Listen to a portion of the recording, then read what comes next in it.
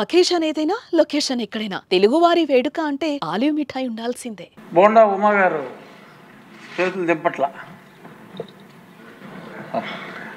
ధన్యవాదాలు అధ్యక్ష. గల్లా మాధవి గారు శాసనసభ్యురాలు వేసినటువంటి ప్రశ్నకి గౌరవ ఉప ముఖ్యమంత్రి గారు చాలా బాగా చెప్పారు అధ్యక్ష. ఆయన ప్లాస్టిక్ని నిరోధించడంలో ఆయన ఆలోచనలు కానీ ప్రభుత్వ ఆలోచనలు కానీ చక్కగా ఉన్నాయి అధ్యక్ష. దానికేమీ ఎక్కడా మాకు ఎటువంటి డౌట్ లేదు అధ్యక్ష. కానీ ఇక్కడ పొల్యూషన్ కంట్రోల్ బోర్డు అధ్యక్ష చాలా నిర్లక్ష్యంగా పొల్యూషన్ కంట్రోల్ బోర్డు అసలు ఉందా లేదా, అసలు ఆ బోర్డు కానీ దాంట్లో ఉన్న టాస్క్ ఫోర్స్ కానీ దాంట్లో ఉన్న మెంబర్ సెక్రటరీ కానీ ఎక్కడా కూడా పని చేస్తున్నట్టు ఎక్కడా కనపడతలేదు అధ్యక్ష. ఏదన్నా పని మీద వెళ్తే డిప్యూటీ సీఎం గారి పేరు చెప్తున్నారు అధ్యక్ష.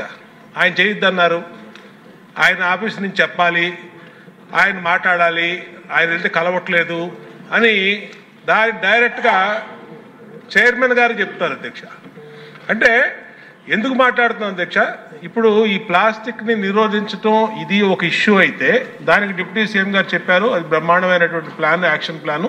దాన్ని నిర్వహించి ఎమ్మెల్యేలు ప్రజాప్రతినిధులు అందరూ బాధ్యత తీసుకుంటే బ్రహ్మాండంగా జరుగుతుంది అధ్యక్ష. కానీ ఫ్యాక్టరీల పొల్యూషన్ అధ్యక్ష, ఇక్కడే ఉన్నారు కృష్ణయ్య గారు చైర్మన్ గారు, పెద్ద పెద్ద వాళ్ళందరినీ కూడా వాళ్ళు మరి ఏం ఇన్ఫ్లుయెన్స్కి గురవుతున్నారో తెలియట్లు. కానీ రామ్కి పరిశ్రమ అధ్యక్ష ఈ పొల్యూషన్ దాంట్లో ఆయన కూడా వెళ్ళి విశాఖపట్నంలో ఇన్స్పెక్షన్ చేసి వచ్చారు. ఆయనే చెప్పారు ఆయన నోటెంట చాలా పొల్యూషన్ని డైరెక్ట్గా సముద్రంలోకి వాళ్ళు ఇండస్ట్రియల్ వ్యర్థాలని ఈ ఫార్మాస్యూటికల్ వ్యర్థాలని వదిలేశారని చెప్పారు. అలాగే గౌరవ ముఖ్యమంత్రి గారు కూడా దాని మీద స్పష్టమైన ఆదేశాలు ఇచ్చారు, అలాంటి వాటి మీద చర్య తీసుకోండి అని. దాని మీద చర్య తీసుకోరు అధ్యక్ష. ఏంటంటే మరి ఏం కాంటాక్ట్స్ ఉన్నాయో ఏమి ఇన్ఫ్లుయెన్స్ జరుగుతుందో మాకైతే తెలియదు అధ్యక్ష. అయితే అయోధ్య రామిరెడ్డి వైసీపీ ఎంపీ అధ్యక్ష ఆయన, కాబట్టి మరి ఆయన లెవెల్లో ఏమి ఇన్ఫ్లుయెన్స్ చేస్తున్నారో ఈయన్ని తెలియదు అధ్యక్ష కృష్ణయ్య గారిని. కానీ ఇక్కడ ఏం జరుగుతుందంటే చిన్న చిన్న వాళ్ళు ఏ పరిశ్రమ కానీ, ఇప్పుడు మాధవి గారు చెప్పారు ఈ వాళ్ళ దాంట్లో 5 అడుగులు ఇలాగ పొల్యూషను ప్లాస్టిక్ వ్యర్థాలని మా నియోజకవర్గంలోకి వస్తే కాలువలన్నీ నిండిపోయినాయి. ఎక్కడా కూడా విజయవాడలో పొల్యూషన్ కంట్రోల్ బోర్డు ఉండి కూడా విజయవాడలో పట్టించుకోని పరిస్థితి అధ్యక్ష. కాబట్టి గౌరవ డిప్యూటీ సీఎం గారిని కోరుతున్నాం అధ్యక్ష, పొల్యూషన్ కంట్రోల్ బోర్డుని కొంచెం పనిచేసే విధంగా ఆయన కొంచెం గట్టిగా మందలించాలి అధ్యక్ష. ఆయన చెప్పాలి అధ్యక్ష, ఏదన్నా రిప్రజెంటేషన్ ఆయన దగ్గరికి గౌరవ చైర్మన్ పొల్యూషన్ కంట్రోల్ బోర్డు తీసుకెళ్తే, నేను ఇలాంటి ఎమ్మెల్యేలు చాలామంది చెప్పారు, నాకు 40 సంవత్సరాల నుంచి చాలామంది చెప్పారని చెప్పి మాట్లాడుతున్నారు అధ్యక్ష. అది కరెక్ట్ కాదు అధ్యక్ష. ఎమ్మెల్యేలు గెలిస్తేనే చైర్మన్ కూర్చున్నాడు అధ్యక్ష అక్కడ. ఆయన గెలిస్తే ప్రభుత్వం రాలేదు అధ్యక్ష. ఎమ్మెల్యేలు అందరూ ఉంటేనే ఆయన చైర్మన్ సీట్లో కూర్చున్నాడు.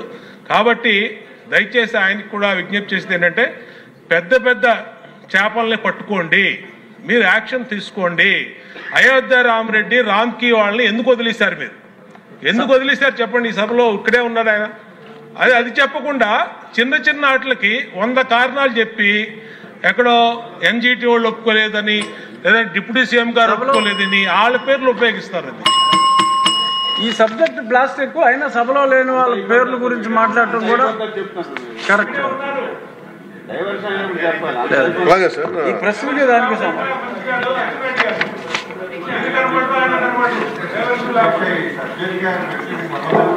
లేదు, దయచేసి కూర్చోండి మంత్రి గారు.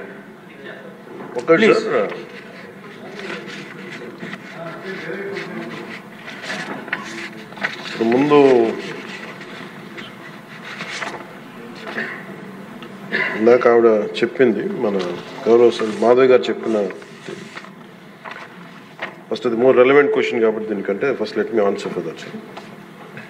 ఈ ఉప్పలపాడు బర్డ్ శాంక్చురీ దాదాపు 9 అడుగులు 8 అడుగులు ఉండాల్సింది అది 5 అడుగులకు వచ్చింది అనేది. అలాగే గుంటూరులో ఈ కాలువల్లో పూడికలు కానీ ఇవి ప్రత్యేకించి నేను ఈ ఫస్ట్ గుంటూరుని మోడల్గా తీసుకొని ఈ దసరా తర్వాతే నేను ప్రత్యక్షంగా నేను వెళ్తాను అధ్యక్ష. ఇది ఎందుకంటే ఇది ఆల్రెడీ మేము గత కొద్ది రోజులుగా డిస్కస్ చేసి, ఎందుకంటే అపాయింట్మెంట్స్ కొంచెం లేట్ అయినాయి అందరికి. ఎందుకంటే pollution control board is very limited ఉంది మనకి, చాలామంది ఇంకా హైర్ చేయాల్సి ఉంది. గత ప్రభుత్వం కూడా నియమించాల్సిన సభ్యులను నియమించింది, కావాల్సిన సిబ్బందిని నియమించింది. Pollution control board is real, నేను ప్రాక్టికల్గా గౌరవ శాసనసభ్యులు బొండ ఉమామహేశ్వర గారు చెప్పిన దానికంటే వారికంటే ముందే నేను చాలా లోతుగా దీని మీద అధ్యయనం చేశాను అధ్యక్ష. చేసినప్పుడు ఒక షార్టేజ్ ఏముందంటే ఎంప్లాయీ షార్టేజ్ చాలా ఉంది. ఎంప్లాయ్మెంట్ చాలామంది ఒక ఎంప్లాయ్మెంట్ ఇంత కావాలంటే దాంట్లో దాదాపు ఒక 2/3 లేదు అధ్యక్ష. వాళ్ళు ఉన్న డిమాండ్కి పెరుగుతున్న గ్రోత్కి దాని తగ్గ మానిటరింగ్ చేయడానికి లేరు ఒక మనుషులు. అలాగే దీంట్లో అవకతవకలు ఉన్నాయా అంటే గౌరవ శాసనసభ్యులు చెప్పినట్టుగా ఫస్ట్ పని చేయాల్సిన ఎవరు అధ్యక్ష? అర్బన్ బాడీస్ పనిచేయాలి, మున్సిపాలిటీస్ పనిచేయాలి. Everything you cannot completely directly correlate with pollution control board. అలాగే వారిది నేను ఒక ఆయన సరిదిద్దుకోవాలో లేదంటే నాకు తెలియదు, కానీ ఒక మాట అయితే చెప్పదలుచుకున్నాను. ఇది అందుబాటులో ఉండరు, ఇవన్నీ తప్పు. రాగానే మనకి చైర్మన్ గారికి కూడా చెప్పాను, first pollution control board open చేయమని. అదొక వాస్తవం ఏంటంటే పొల్యూషన్ కంట్రోల్ బోర్డు సామాన్య మనిషికి సంబంధం లేదు, ఓన్లీ ఇండస్ట్రియల్ కనెక్టెడ్ అనుకుంటాను. ఇది ఫస్ట్ టైం కృష్ణయ్య గారు వచ్చాక వారికి తెలియజేసిన హీ హ్యాస్ ఓపెన్ ఇట్. ఎవరైనా సరే ఎనీ ఆఫీస్కి వెళ్ళిపోయి మీరు పొల్యూషన్ కంట్రోల్ బోర్డు ఆఫీస్కి వెళ్తే మీకు అది ఓపెన్గా ఉంటుంది. దానికి నేను బాధ్యత తీసుకున్న తర్వాత మొట్టమొదటి చేసినది అధ్యక్ష. కాకపోతే దీని మీద అవగాహన కల్పించాలి, అసలు వెళ్తే కొంత సమాధానం. ఎందుకంటే first of all there is extensive employment shortage ఉంది, దానికి అదొక మేజర్ సమస్య. అలాగే వారు లేవనెత్తింది ఇంకొకటి రామ్కి సంస్థ మీద, వారికి షోకాస్ నోటీస్ ఇష్యూ చేయడం జరిగింది, యాక్షన్ తీసుకోవడం జరిగింది. అలాగే చాలా వ్యర్థాలు వదిలేస్తున్నారు ఇవన్నీ. అంటే ఒక ప్రాబ్లం ఏముందంటే ఏదన్నా సరే స్ట్రిక్ట్ యాక్షన్ తీసుకోవాలి అంటే ఎన్ని ఇండస్ట్రీస్ మూతపడిపోతే మనకు తెలియదు అధ్యక్ష. ఇప్పుడు మీకు ఇందాక నేను ఎందుకు ప్రస్తావించానంటే ఉదాహరణకి ఫ్లెక్సీస్. ఇప్పుడు ఫ్లెక్సీలని వెంటనే మనందరికీ తెలుసు, ఫ్లెక్సీస్ మైక్రో లెవెల్ డిస్ట్రిబ్యూట్ అయిపోయి భూమిలోకి ఇంకిపోతున్నాయి, నీళ్ళలోకి వెళ్ళిపోతున్నాయి, గాల్లో కలిసిపోతున్నాయి, ఆ తిరిగి తల్లి గర్భంలోకి వెళ్ళిపోతుంది, ఇవన్నీ తెలుసు. కానీ ఏదైనా వెంటనే బ్యాన్ చేద్దామంటే it has become an employment source for many people. కొన్ని కుటుంబాలు రోడ్డు మీద పడిపోతాయి. సో దీనికి ఏం చేయాలి? దీనికి చాలా సహజ క్రమంలో తీసుకురావాలి, ఒక మార్పు పట్టుకురావాలి, చాలా సహజ క్రమంలో కొంత అవగాహన కల్పించాలి, వారికి కొంత తెలియజేయాలి. సడన్గా మెషిన్ పెట్టాల్సిన ప్లాస్టిక్ పెట్టే చోట బయోడిగ్రేడబుల్ మెటీరియల్ పెట్టాలంటే దానికి ఆ పర్టికులర్ ప్రింటింగ్ మెషిన్ ఎంతవరకు యాక్సెప్ట్ చేస్తే కలర్స్ అంత సాచురేషన్ ఉంటుందా లేదా, ఇవన్నీ కూడా ఆలోచించాలి అధ్యక్ష. నా ఉద్దేశం ఏంటంటే ఒక ప్లాస్టిక్ చిన్నపాటి ఫ్లెక్సీకే మనం ఇంత ఆలోచిస్తున్నప్పుడు can you imagine the magnanimity to apply the real true pollution norms to every industry. ప్రపంచం మొత్తం మీద ఇది ఒక భారతదేశం లేదు, ప్రపంచం మొత్తం మీద I'm very deep committed environmentalist అధ్యక్ష. నేను రియల్ లైఫ్లో వాడటానికి వంద ఆలోచిస్తాను. కానీ ప్రాక్టికల్గా మనం చూసేటప్పటికి ఇప్పుడు ఏ పరిశ్రమ అయినా సరే పొల్యూషన్ లేకుండా ఏ పరిశ్రమ లేదు, ఒకటి లేదు. కాబట్టి ఏమవుతుంది, అప్లై చేయాలి ఒక రూల్. అంటే ఇది గౌరవ ముఖ్యమంత్రి గారు కూడా మీకు రెగ్యులేటరీ బాడీగా ఉండాలి తప్ప మీరు ఎన్ఫోర్స్మెంట్ బాడీగా నిజంగా పొల్యూషన్ కంట్రోల్ బోర్డు ఉంటే అది ఏ రకమైన ఒక అస్తిత్వానికి దారి ఒక స్థిమితం లేకుండా ఎలా వెళ్ళిపోతుందని ఒక భయం ఉంది అందరికీ, ఇంక్లూడింగ్ గౌరవ ముఖ్యమంత్రి గారికి కూడా ఉంది. ఇది వారి దృష్టికి నేను ప్రత్యేకంగా తెలియజేశాను. సో అది ఒక నామ్లో అదొక పరిగణలోకి తీసుకున్నాం అధ్యక్ష. అలాగే వీఆర్ వెరీ కమిటెడ్ ఫర్ ఇది ఒక్క ఆంధ్రప్రదేశ్ రాష్ట్రానికే కాదు, ఎంటైర్ మన భారతదేశానికి సంబంధించి కానీ ప్రపంచానికి సంబంధించి మన అందరి బాధ్యత ఇది మనందరి బాధ్యత. అలాగే పారిశ్రామికవేత్తల బాధ్యత కూడా ఉంది.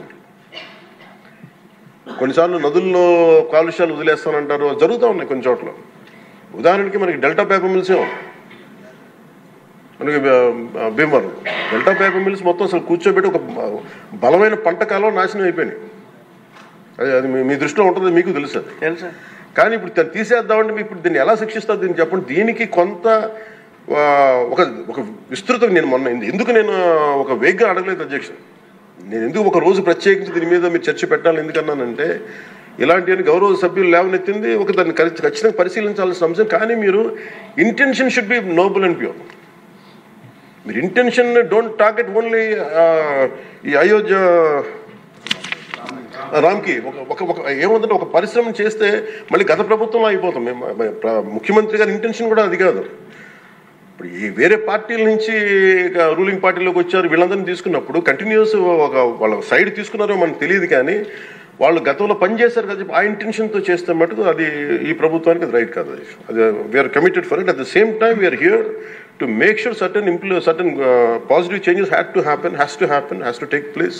But how do we take it forward? ఇది ఒక విస్తృత స్థాయి చర్చ జరిగితే తప్ప గౌరవ ముఖ్యమంత్రి గారు కూడా దీని మీద నిర్ణయం తీసుకోవాలంటే గౌరవ సభ్యులందరూ కూడా దీంట్లో పాల్గొని ఈ నిర్ణయం తీసుకుంటే, ఈ పాలసీ చేంజ్ చేస్తే, ఇంప్లిమెంట్ చేస్తే, ఒక పాలసీని ఇంప్లిమెంట్ చేయాలో ఏమేమి ఉంటాయి కళ్ళ ముందు.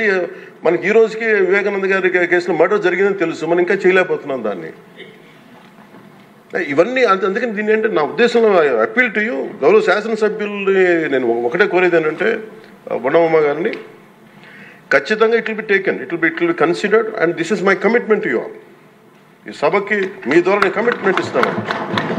పర్యావరణాన్ని చాలా చాలా ప్రథమ బాధ్యతగా మేము తీసుకున్నాం అధ్యక్ష. కాకపోతే దీనికి ఏంటంటే ఫండింగ్ ఇవన్నీ ఉన్నాయి. మేము ఫండింగ్ దాటి కూడా చెప్తున్నాం అధ్యక్ష. ఇది ఒక మీరు ఎమోషనల్ కమిట్మెంట్ అనుకోండి, దీన్ని ఒక గుండె లోతుల నుంచి వచ్చిన ఒక స్ఫూర్తితో చెప్తున్నా ఏదన్నా అనుకోండి. ఈరోజు మనకి నిజంగా పర్యావరణాన్ని పరిరక్షించాలంటే అంత నిధులు కూడా లేవు మనకి. ప్రజలు తినేసి అక్కడ వేసేస్తున్న ప్లాస్టిక్. దీనికి చంద్రబాబు గారిని మేము వెళ్ళి కూర్చోబెట్టి రోజు తీయలేం అధ్యక్ష. దీనికి దేర్ ఆర్ ఎనఫ్ ఎంప్లాయ్మెంట్. దాని ఎంత చాలా మంది ఎంప్లాయీస్ ఉన్నారు, ప్రజల్లో ఇది రావాలి.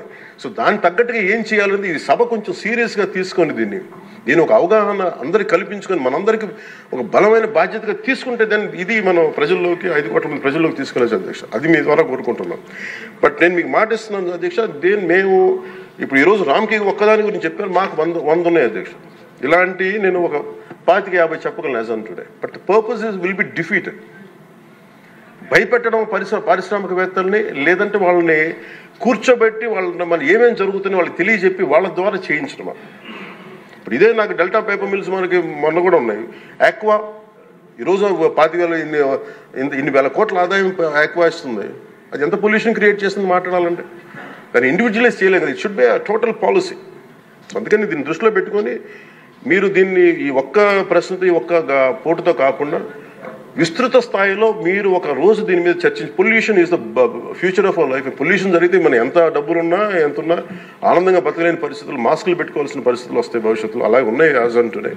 మీరు దీని మీద ఒక నోట్ చేయండి అధ్యక్ష. ఒక విస్తృత స్థాయి ఒక అసెంబ్లీ ఒక సభ జరగాలి దీని మీద.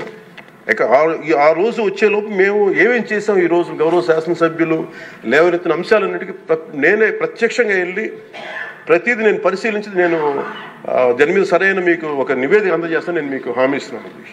Thank you.